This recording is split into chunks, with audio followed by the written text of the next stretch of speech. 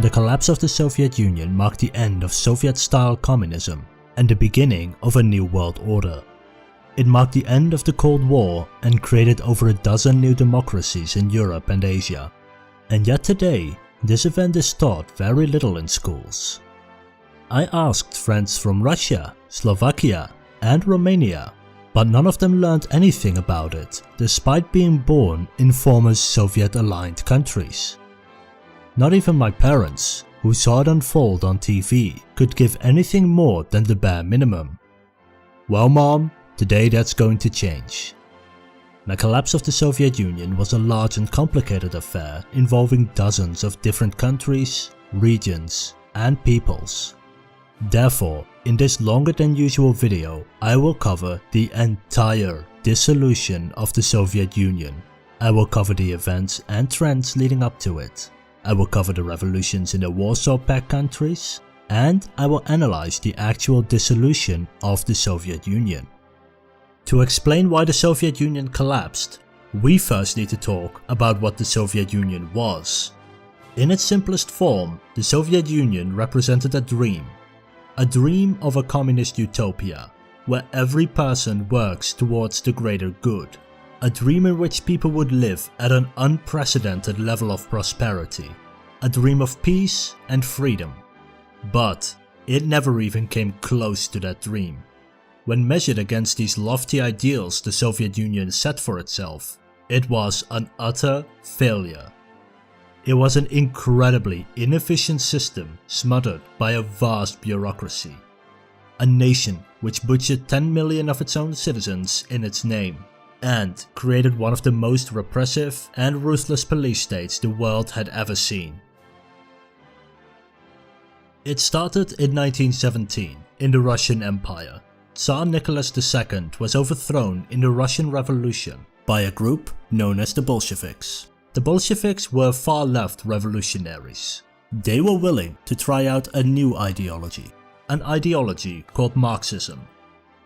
This ideology was based on removing the class system, by controlling the wealth of a nation collectively, where society as a whole controls the means of production, thus removing the lower, middle, and the upper classes in society. And this new Marxist country was officially founded in 1922, but rather than turning towards the communist dream, it instead turned towards dictatorship. Under the rule of Vladimir Lenin and Joseph Stalin, the Soviet Union was slowly turned into a ruthless police state, where anyone even suspected of disloyalty could be sent to forced labor camps, as well as random people regardless of their loyalty. The leaders who would reign over the Soviet Union during its collapse were also the ones who grew up in Stalin's Soviet Union and experienced the cruelty of the regime firsthand. In the 1940s, the Soviet Union found itself at war with Germany. Last time I showed this map, a lot of people from Finland got angry that I included their country among the Axis powers, so to avoid any controversy this time, I'll just remove Finland. During this war, the Soviet Union conquered much of Eastern Europe. Some parts it annexed for itself. Other parts became satellite countries. These satellite countries were indirectly controlled through the Warsaw Pact. This pact was an agreement between the countries of East Germany, Poland, Czechoslovakia, Hungary, Romania, Bulgaria, and for a short time Albania. The Warsaw Pact was a complicated agreement between the countries, but in simple terms, the agreement guaranteed military support from the other nations in case of war, economic integration of the member states, and used the threat of invasion to make sure that all its member countries remained communist and loyal to the Soviet Union. After the Second World War, the Soviet Union and the United States of America became embroiled in a Cold War. This basically divided the world between the capitalist United States and its allies versus the communist Soviet Union and its allies. This division was personified in the Iron Curtain, a series of border walls and fences dividing Europe in two.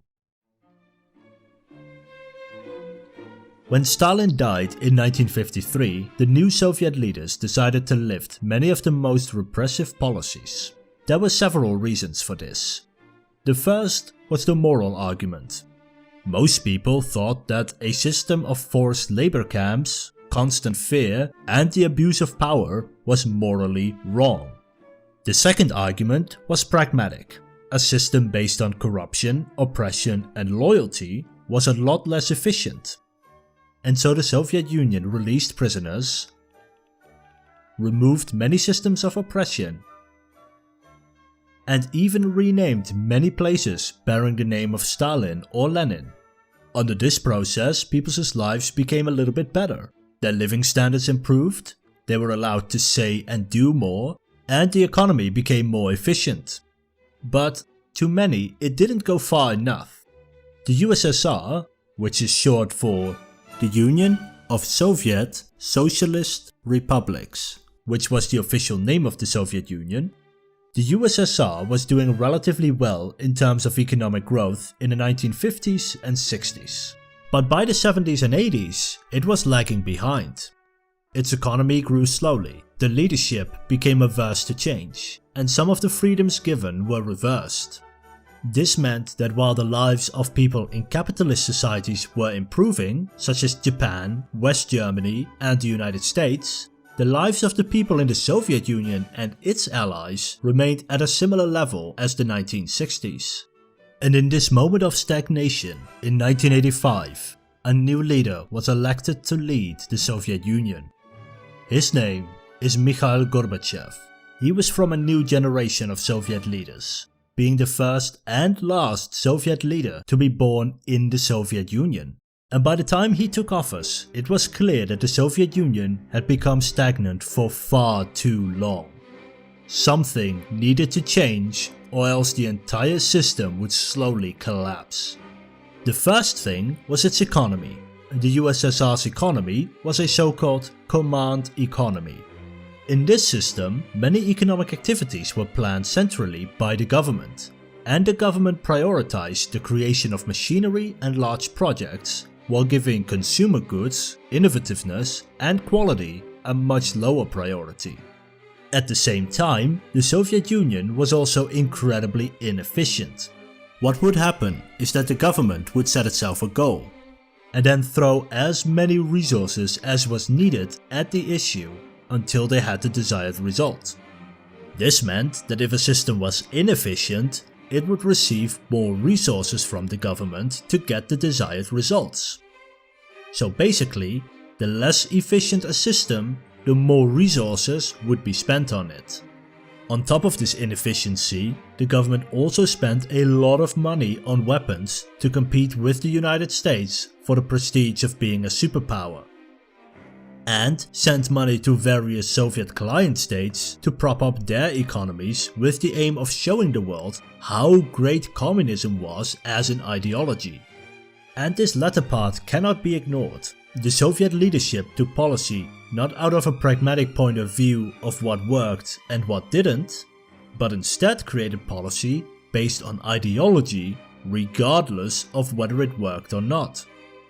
And this blatant disregard for reality caused the Soviet Union to implement policies which simply didn't work. As a result, the level of healthcare was notoriously bad, housing was shoddy, and people's diets were far less varied, all the while espousing how much better the Soviet citizens were doing compared to the rest of the world. The last leader of the Soviet Union explained the Soviet economy quite well.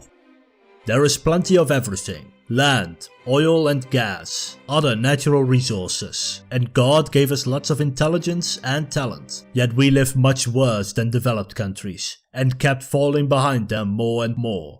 The reasons could already be seen. The society was suffocating in the vice of the command bureaucratic system, doomed to serve ideology and bear the terrible burden of the arms race. This is in stark opposition to capitalism. Under a capitalist economy, there are many different independent production lines, leaderships, and policies.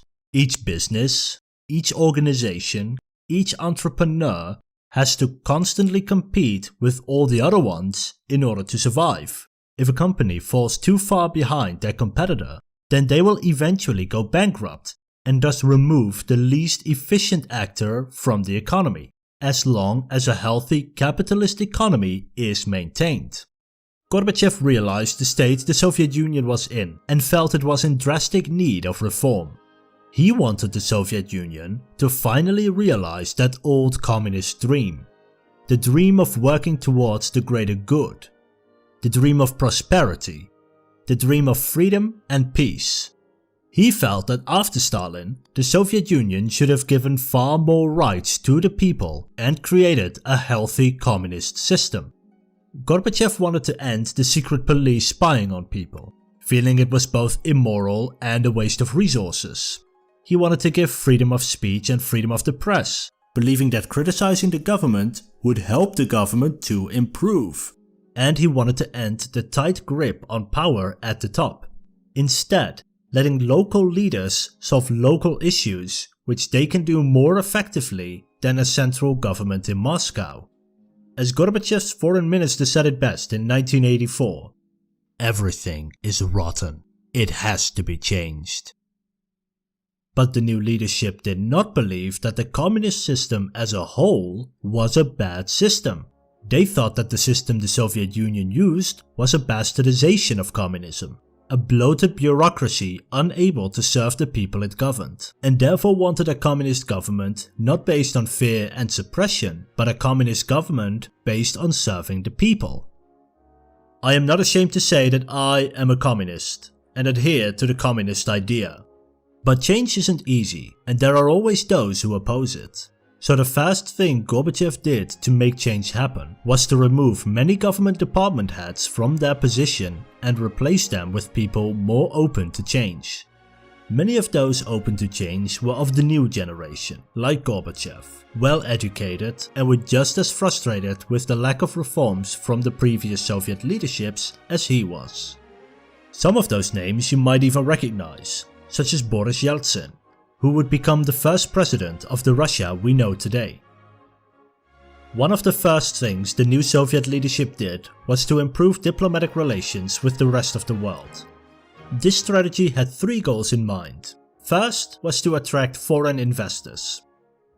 The Soviet Union had mostly been relying on its own resources. But as the Soviet economy lagged behind developed countries, they saw opening up as a great way to get foreign resources into the country to grow the economy. Secondly, the USSR could openly trade with the rest of the world. It could export its own products and resources to the outside world, which would improve the Soviet economy. And lastly, the Soviet Union wanted to improve diplomatic relations with their longtime rivals the United States of America and its allies in order to end the Cold War. This way, the Soviet Union could stop the expensive arms race and spend more resources on building up the country instead of building up arsenals. While the USA announced to increase military spending to fight the evil empire that was the Soviet Union, the USSR announced it would stop participating in the arms race and was going to withdraw its troops from foreign wars such as Afghanistan, and that it would reduce its military presence in its Eastern European client states. The second major policy was to reform the Soviet economy. This reform was called perestroika. This is a Russian word which means restructuring. What is often overlooked is that this restructuring wasn't a single policy. Rather, it was an overarching term for various complex economic policies undertaken from 1985 to 1991. But all these economic policies had one goal in mind: to increase the economic growth of the Soviet Union so its economy would become on par with that of Western economies. At first, it only included minor changes, such as trying to bring foreign investments to the USSR. But by 1987, a policy was implemented to overhaul the entire Soviet economy. The plan was to transform the Union from a command economy to a mixed economy. What this meant was that rather than controlling all aspects of the economy from Moscow, some parts of the economy could be planned by local officials and by local businesses themselves. These changes included letting people own a portion of the businesses privately, instead of fully owned by the state. Businesses could set their own production targets based on demand. While they would still need to produce a minimum amount set by the government, they were allowed to produce more and sell those products for a profit. These businesses were allowed to determine their own prices instead of mandated prices by the government. Businesses became self-financing, meaning that they had to pay their own wages, supplies, etc. The government was no longer going to prop up failing businesses, and businesses would be owned by the workers instead of the government, giving employees of a business a stake in the operation of said business. And lastly, the government was no longer going to regulate detailed production plans for businesses. Instead, it would only set general guidelines and investment policies, and businesses were free to figure out the best way to run their production. But this was a mixed economy, not a fully capitalist economy. In the case of this new Soviet model, this meant that the so-called means of production, such as machinery, was still owned by the government. But the transition didn't go as smoothly as was hoped. This is because the Soviet economy relied on the central government too much, and it would take time to transition to the mixed economy. During this transition, the economy would perform a lot worse. But this transition wasn't expected to last too long, and that people would notice the improved economic conditions in just a few years. But that didn't happen, and there are many reasons why. The first is that the Soviet government didn't know how deeply mismanaged their economy actually was. In fact, the State Planning Commission didn't even have a model of how the economy functioned. It turned out that by no longer subsidizing so many failing businesses, even fewer products were available to people, as those businesses now needed to rethink how they were going to keep functioning. This led to shortages, so the government had to ration resources, which meant that there were long queues at stores that are often popularized in relation to communist economies. The second reason was that the government now earned less in tax revenue as the economy was slumping, while increasing spending on things such as pensions. This caused the government to have a huge budget deficit, spending 12% more than they earned in taxes, resulting in a government that was nearing bankruptcy. None of this would have been an issue if the USSR transitioned its economy fast enough. That way, it could have created a far more efficient economy that would have produced enough products and become highly competitive. That economy would then allow the government to earn more in taxes and thus allow the Soviet Union to spend more money on improving living standards. But this didn't happen. In his farewell address, Gorbachev explained that the old system collapsed before the new one had time to begin working. And aside from a shift in foreign policy and a shift in the economy, the Soviet Union also implemented a third large set of policies aimed at giving people more freedoms. This was called glasnost. This is a Russian word that means transparency. These policies included lifting the travel restrictions, meaning people could now travel to the West, allowed the publishing of previously banned books and movies, removing the tight grip of the omnipresent secret police, publishing secret documents about the Soviet Union concerning sensitive topics, such as the Chernobyl nuclear disaster, and lifting restrictions on freedom of speech and freedom of the press.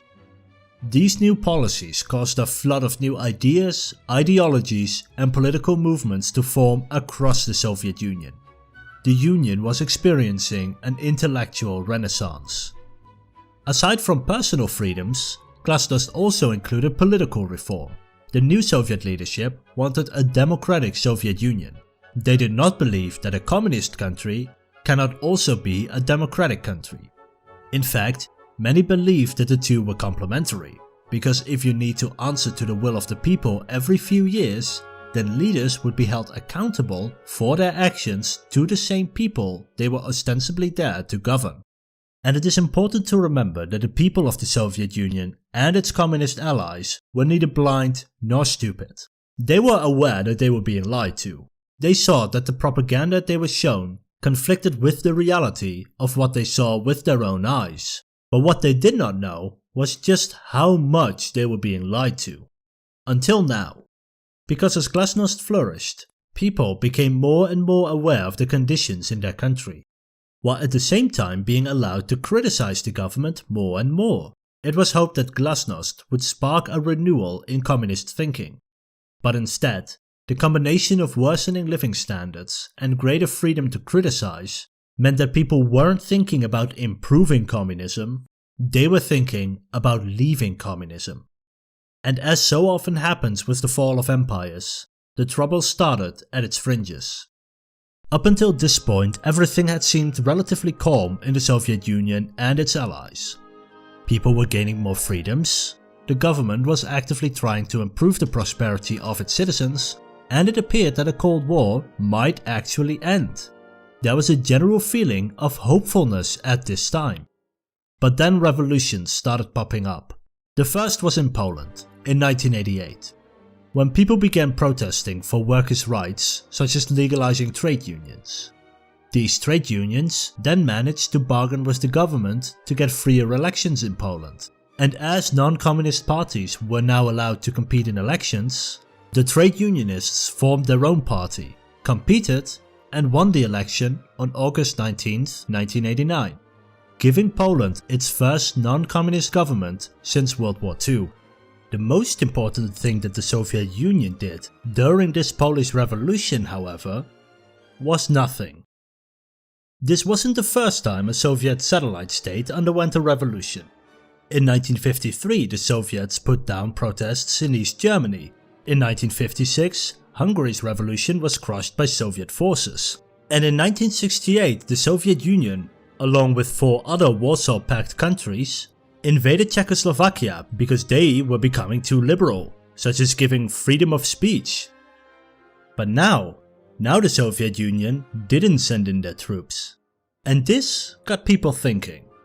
The next country to steer away from communism was Hungary. This country had always been one of the most liberal communist states. The Hungarians even had a saying for it. Hungary is the happiest barrack in the Eastern Bloc, which I'm told sounds even better in Hungarian. Mass demonstrations on March 15th of 1989 persuaded the Hungarian government to start negotiating with the new political parties that were forming in their country. These negotiations included an overhaul of the legal code, establishment of a constitutional court, and allowing free elections. Ironically, many of the people who are eroding Hungary's democracy at the moment were part of those negotiations. General elections were held on March 24, 1990, with Soviet forces ending their occupation a year later on June 19th. Just as with Poland, the Soviet Union did not take any overt action to stop Hungary. While in this process towards a freer society, the Hungarian government removed their border fence with Austria, opening the communist Hungarian border with the capitalist Austrian border, thus creating an opening in the Iron Curtain. For the first time in decades, people could now move relatively freely between the communist East and the capitalist West. Many people who lived in East Germany at the time took this opportunity and decided to cross the border to Austria and continue on to West Germany, where they were treated as full citizens. East Germany, which had the official name of the German Democratic Republic, or simply GDR, found these recent events in Hungary very troubling. In the 1950s, 3.5 million people fled to West Germany. In response, the GDR built the Berlin Wall around West Berlin, which was controlled by West Germany. But with this opening, many people tried to use it to flee to the West. And so the GDR closed its borders with fellow communist countries, leading to nationwide protests. Unlike in Hungary and Poland, these protesters were arrested and beaten by their own government. As more people were being abused, more people showed up to protest. The GDR was counting on Soviet troops coming to support their government. But they never came. And so, eventually, to appease the protesters, the borders were opened again and the GDR decided to let people travel to West Berlin directly. In a few months.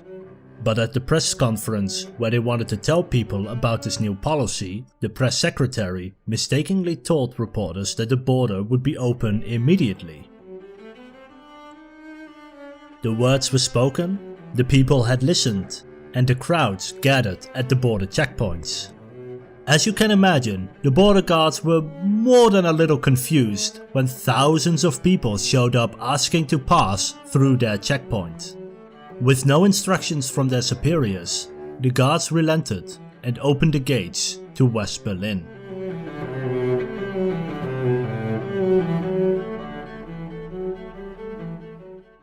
So many people wanted to travel back and forth that citizens took up chisel and hammer to open the wall themselves. And so, it was the Germans themselves who tore down that wall. With the fall of the wall, the process of German reunification was about to start when both governments decided that Germany will be united. Free elections were held in January 1990, with German reunification occurring on the 3rd of October of that same year. If you want more information about German reunification process, you can watch my video on that topic by clicking on it at the end of this video. Next came Czechoslovakia with the Velvet Revolution. Czechoslovakia was the country which became the Czech Republic and Slovakia we know today. It started as a student protest on November 17, 1989. This was suppressed by riot police. But, as usual, when the police beats down protesters, more protesters arrive. After one day, the protesters swelled to 200,000. After 2 days, they were 500,000. After a week, on November the 24th, the communist leadership resigned, and on November 28th, the government announced that free elections were to be held and the barbed wire would be removed from its borders. In just 11 days, the communist regime had effectively fallen. In June 1990, it held democratic elections, and in June 1991, the Soviet troops withdrew from their country. Bulgaria was late to the revolutionary parties that erupted around them. Demonstrations started in October and November, but were suppressed by their government. But the Bulgarian leadership had seen in which direction the tide of history was flowing. Rather than waiting for people to stage massive protests like everywhere else, the Bulgarian Politburo decided to oust their leader just a day after the Berlin Wall fell. He was replaced with a more liberal communist and repealed restrictions on free speech and assembly. But rather than preventing more protests, it led to the first mass demonstration on November 17, 1989, and the formation of various anti-communist movements. These movements demanded even more freedoms, such as allowing multiple parties into the government. Negotiations were held in 1990, with elections in June that same year. The ruling Communist Party abandoned Marxist-Leninism, renamed itself the Bulgarian Socialist Party, and won the next election. And lastly came Romania. And unlike the other socialist states, the leader of Romania, a man named Nicolae Ceausescu, did not want to give up power. He appeared to want to wait until the anti-communist uprisings were over and he could continue ruling Romania. But in Romania too, communism wouldn't hold out. As with many protests, it started over something relatively small. A Hungarian Calvinist minister was arrested by the Romanian secret police on December 16, 1989, because his sermons offended the regime. This caused riots and nationwide civil unrest. Ceausescu was in Iran at the time, and when he returned, he ordered a mass rally in his support on December the 21st. Here he addressed a crowd of 100,000 people, where he espoused the achievements of the socialist revolution. But only 2 minutes into his speech, people started chanting the name of the city in which this Hungarian minister was arrested. Ceausescu raised his right hand to silence the crowd, a tactic which had worked during his entire regime, but not this time. The people kept chanting, this right here, his stunned expression. This is the face of someone realizing that a revolution was unfolding against him right in front of his eyes. The crowd booed and jeered at the man who only a week earlier controlled the country in an iron grip. hundreds of protesters were shot. The next day, the media reported that the defense minister had committed suicide. While this was actually correct, the military believed he had been executed, and the army switched sides. Ceausescu was captured, put on a mock trial, and was sentenced to death on Christmas Day, December 25, 1989, only 9 days after the first riots. It was the bloodiest of the revolutions, with over 1,000 people dead. The youngest among them was only 1 month old. At the start of 1989, the Eastern European countries were all considered stable socialist countries. By the beginning of 1990, all Warsaw Pact nations had experienced a political revolution. Except the Soviet Union. It had thus far remained relatively stable, but 1990 was the year where this would change. It started with the Soviet Union allowing mostly free elections where people could vote for multiple parties, rather than only the communist parties. This allowed the various republics, which comprised the Soviet Union, to elect non-communist parties to their parliaments, resulting in a wide range of new parties being registered all over the Soviet Union. This was supposed to revitalize Soviet politics, believing that competition would result in a more efficient political system that would better represent the will of the people. What happened instead was that most people who were unhappy with the communist government voted en masse for independence movements. This was most prominent in Lithuania. A new political movement won most of the seats in their parliament as part of the Communist Party, and thus they practically took over the party in Lithuania and Lithuania's governance. The day after the elections, the new Lithuanian Assembly declared itself independent from the USSR. As a result, the Union of Soviet Socialist Republics lost the Lithuanian Republic. But rather than sending in the Soviet army like so many countries would have done, the USSR decided to implement an economic embargo on Lithuania. The Soviet troops already present in Lithuania didn't intervene, but they didn't leave either. In those same elections, many other parts of the USSR also voted out the communist leaderships, such as Armenia, Estonia, Georgia, Latvia, and Moldova. Georgia declared independence on the 9th of April 1991, but the other four weren't declaring independence just yet. But by now people saw clearly that the Soviet Union really wasn't interfering. Not only did they let satellite countries erupt in protests, even within the regions of the Soviet Union there weren't a lot of crackdowns. Neither Lithuania nor the other 5 non-communist governments faced any military reprisal from the USSR. And as more and more people noticed that rebellions passed without a major backlash, more and more people started a rebellion of their own. One region after the other erupted in rebellion, such as Azerbaijan, where the people destroyed fences and watchtowers along the border with Iran and overthrew the government in one town. Although here the Soviet army did violently crack down on protesters, which alienated the local communists and led them to unsuccessfully declare their own independence. Ukraine erupted in peaceful protests in the beginning of 1990. While the government did oblige the local population, such as decriminalizing certain religious practices. In their elections, people voted for new democratic parties. Tensions slowly rose with the Soviet leadership, as Ukraine recalled all of its soldiers fighting in Soviet conflicts, declared its economic sovereignty, and declared its goal of independence, among many other things.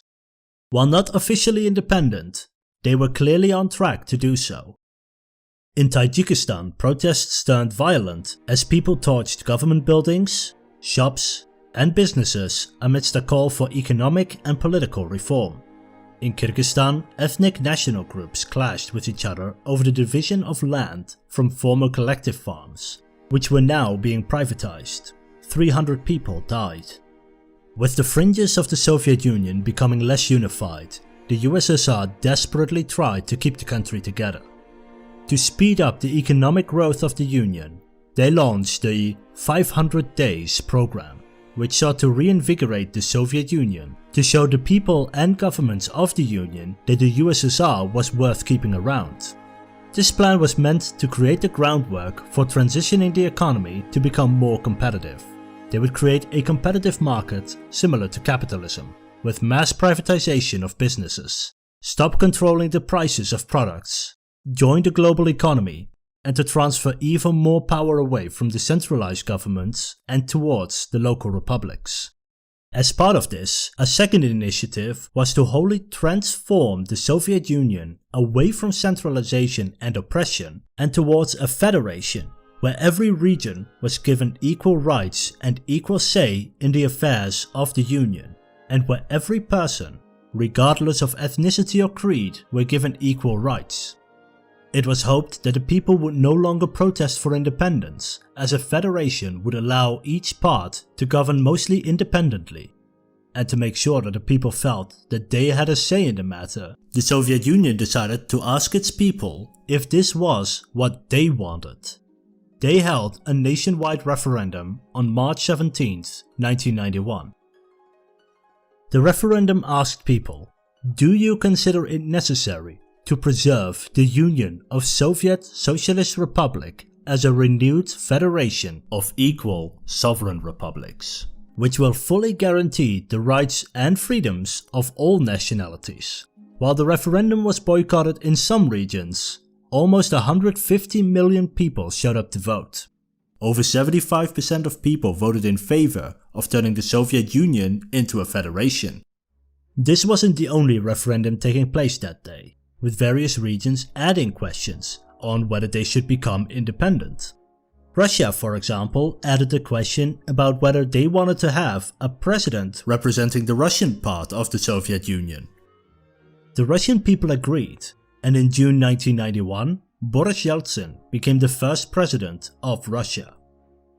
By now, the Soviet Union was facing separatism across the nation and was ready to hand over power to the various regions of the USSR. And this was going to go into effect on August 20th, with the signing of the New Union Treaty, which would turn the Union of Soviet Socialist Republics into the Union of Sovereign States. This would hopefully keep the Union together, but there were many in the government who didn't like this idea at all. From the defense minister to the vice president to the head of the Soviet secret police. And so they tried to take over the government in a coup to bring back the unity of the USSR. Their goals were to remove Gorbachev from power, return centralized power back to Moscow, and to use military force to keep the Soviet Union together. Gorbachev was on holiday, so the rebellious army put him under holiday house arrest. They announced the end of free press and sent the army to take over government buildings. The coup organizers expected massive popular support from the people, expecting to be hailed as saviors of the USSR. And people did come out in droves, but rather than supporting the coup, they tried to stop it. When tanks drove towards the Russian parliament building, people far braver than I surrounded the tanks, creating a human barricade until the tanks could no longer move without crushing the very people whose support they needed. President Boris Yeltsin raced to the parliament building where he met with the pro-reform protesters, climbed atop the tank, and held a speech condemning the revolution. By August 21st, only 2 days later, the revolution had clearly failed. But so had the attempt at turning the USSR into a federation. With the coup, many people across the USSR felt that Moscow wasn't able to govern them anymore and were no longer interested in preserving the Soviet Union in any form. From this moment forward, one region after the other would declare their independence from the Soviet Union. This was the last proverbial drop in the bucket that made the house of cards crumble. The first was Estonia, who declared their independence on the second day of the coup on August the 20th. Then came Latvia a day later. Then Ukraine on the 24th. Belarus declared independence on the 25th. Moldova the 27th. Kyrgyzstan the 31st. Uzbekistan on September the 1st, Tajikistan on the 9th, Armenia on the 21st, Azerbaijan on October the 18th, Turkmenistan on October the 27th, Russia on December the 12th, and Kazakhstan on December the 16th. These countries, along with several regions which today are incorporated into other countries, declared their independence until there was almost nothing left of the Soviet Union. And so, with every part of the Soviet Union declaring their independence, it was decided that the USSR was going to be dissolved. The Soviet Union was officially declared dead on December 26, 1991, at the age of 69. There were no grand ceremonies, no parades. Gorbachev had a short speech expressing sorrow over the fall of the Union, frustrations of past mistakes, and hope for a better and freer people. After that speech, General Secretary Gorbachev resigned from his post. He possessed a quality lacking in most world leaders. He knew when to quit. Later opinion polls showed that the Soviet people felt it was time for him to move on. Not because they thought he had failed, but because he had served his purpose. Under his leadership, the yoke of totalitarian dictatorship had been lifted, even if in many of those countries that yoke would return just a few years later. And so ended the Soviet Union. If you liked this video and want to help me reach more people, then please like, comment and subscribe. If you want to help me out financially, then you can do so at my Patreon account. The link is in the description. This was Comrade Avery from HistoryScope. Thank you for watching.